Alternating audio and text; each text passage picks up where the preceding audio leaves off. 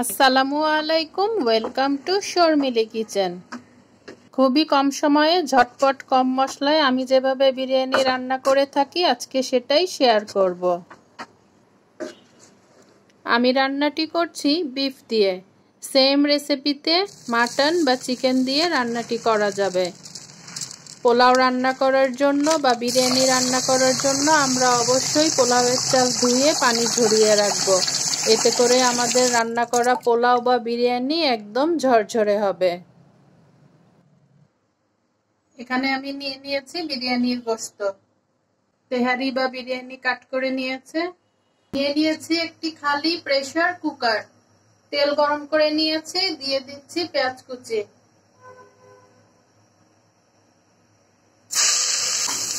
হালকা একটু ভেজে নিয়েছি।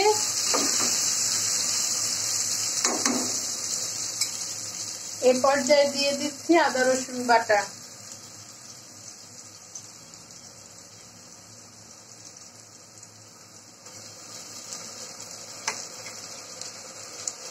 পরিমাণ মতো লবণ, বিরিয়ানি মশলা। যে কোনো ব্র্যান্ডেরটা দিয়েই রান্না করা যাবে। দিয়ে দিচ্ছি 1 প্যাকেট।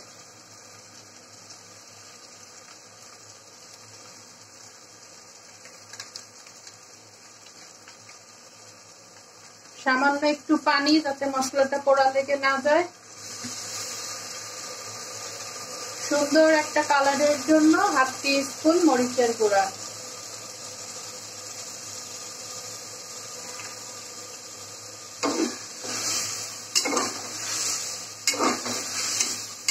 ভালোভাবে কষিয়ে নিচ্ছে। আমি এখানে কাশ্মীরি রেড চিলি পাউডারটা ব্যবহার করেছি, এতে করে সুন্দর একটা কালার আসবে। মশলাটা ভালো করে কষিয়ে নিচ্ছি। এই পর্যায়ে দিয়ে দিচ্ছি কেটে ধুয়ে পরিষ্কার করে রাখা গোশত।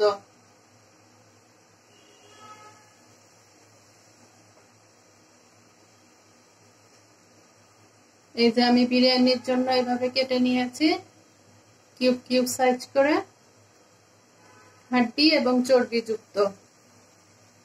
দিয়ে দিচ্ছি গোশত।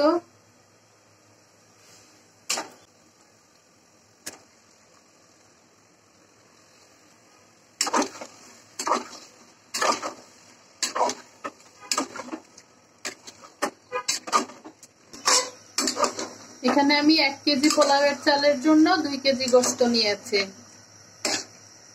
গোশতটা ভালো করে কষিয়ে নিচ্ছি।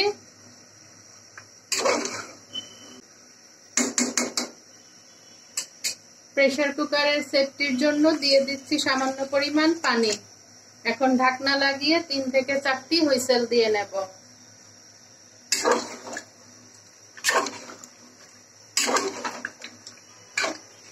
আমি 2 কেজি গোশত 1 কেজি চাল দিয়ে রান্নাটি করছি। গোশত কম বেশি করা যাবে।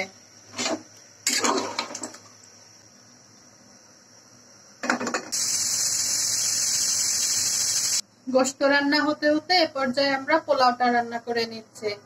পাত্রে তেল গরম করে নিয়েছি, দিয়ে দিচ্ছি পেঁয়াজ কুচি,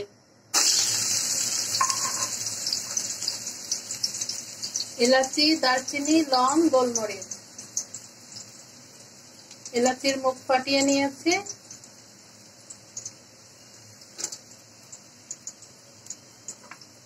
কয়েকটা তেজপাতা।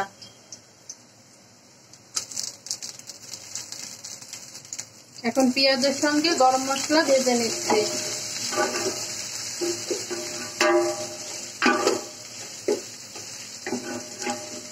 নরমালি আমরা যেভাবে সাদা পোলাওটা রান্না করি ঠিক সেভাবেই করব, কিন্তু পানির পরিমাণটা একটু কম দেব, যেহেতু আমার গোশততে গ্রেভি আছে।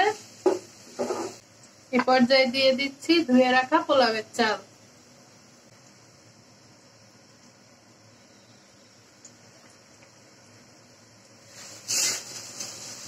ধুয়ে পানি ঝরিয়ে রাখলে এভাবে পোলাওটা খুব সুন্দর ঝরঝরা হয়।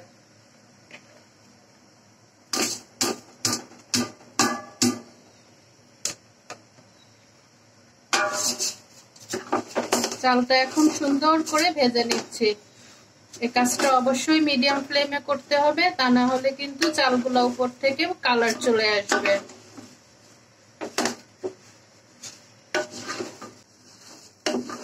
চালটা যখন খুব ভালোভাবে ভাজা হয়ে যাবে তখন এরকম সনসন একটা চালের শব্দ আসবে, সেই পর্যায়ে আমরা পানিটা অ্যাড করে দেব।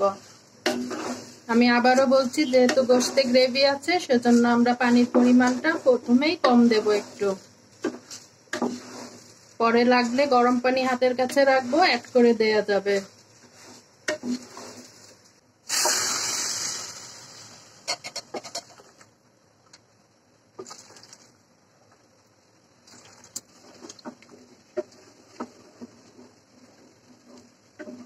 এ পর্যায়ে দিয়ে দিচ্ছি লবণ,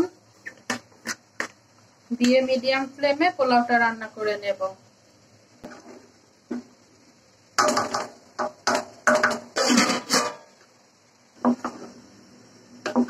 খুব সুন্দর ঝরঝরে করে পোলাওটা রান্না করে নিয়েছি। এখন দিয়ে দেব রান্না করে রাখা গোশত এবং ভেজে রাখা আলু।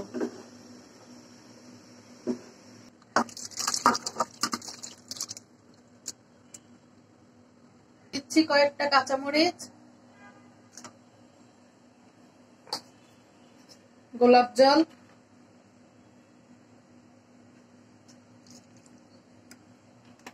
এখন ভালো করে মিক্সড করে 10 থেকে 12 মিনিটের জন্য স্লো ফ্লেমে একটা মোটা তাওয়া দিয়ে দমে রাখছি।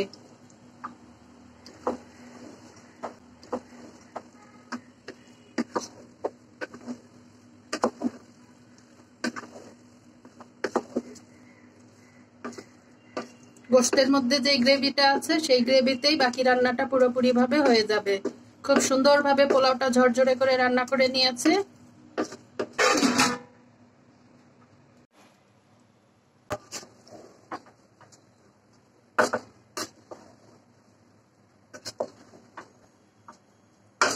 ফিরে আসলাম 15 মিনিট পর। খুব সুন্দর ঝরঝরে বিরিয়ানি রান্না হয়ে গিয়েছে। খুবই কম মশলায় ঘরোয়া ভাবে ঝটপট রান্না।